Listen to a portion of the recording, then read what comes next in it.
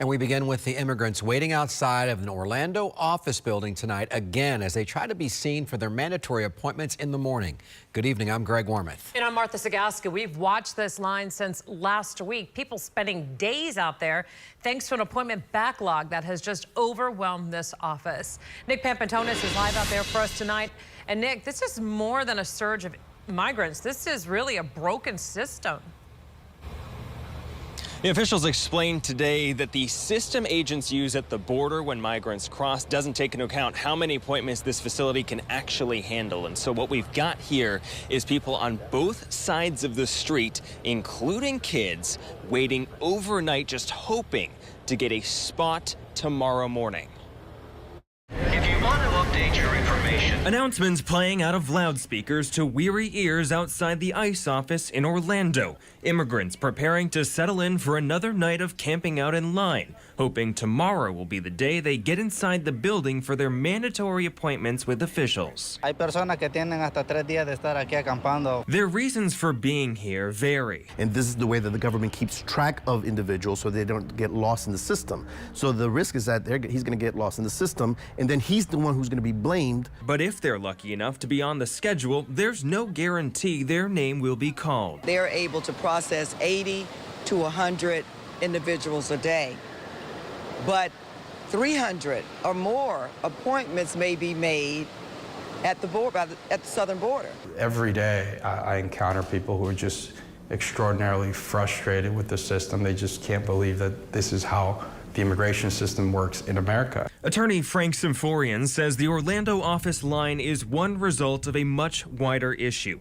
Decades without immigration reform, cuts made by the prior administration, and an unyielding flow of people across the border, stretching the legal system to its breaking point. The entire immigration system is in complete chaos. You know, for example, immigrants, people who are seeking asylum or pending asylum and are waiting interviews for, 3, 4, 5, 6 years. People who are employed, they file to renew their work authorization from immigration services, and they do so 6 months in advance, and yet their extension is only granted for 5, 6 months. He says this lack of communication is affecting Greater Orlando, an employee shortage made worse because people who want to work can't, causing inflation to rise faster. To me, it's just as simple as a list, right? You pass the list around, and if you sign this list, we know you work here. And we're not going to come and look for you, and we'll call you. ICE leaders say they're working to get rid of the backlog in their system and are offering to expedite some services for a $2,000 fee. They've not yet responded to Symphorien's call to be more proactive and get people off the street. We're going to do everything within our power to make this system better than it is right now. And so back here live, this is after 10 o'clock at night. ICE doesn't open until tomorrow, normal business hours. You're seeing the cute kids under the tent right here. A lot of families just waiting to be seen again. People who have managed to get a spot, lucky enough, and come out of this building say there are about 5 to 8 workers inside helping people at any given time. The average appointment lasting about 40 minutes. We have asked the agency if they could temporarily send in some extra help to clear this backlog up. We have not heard back on that request at this time.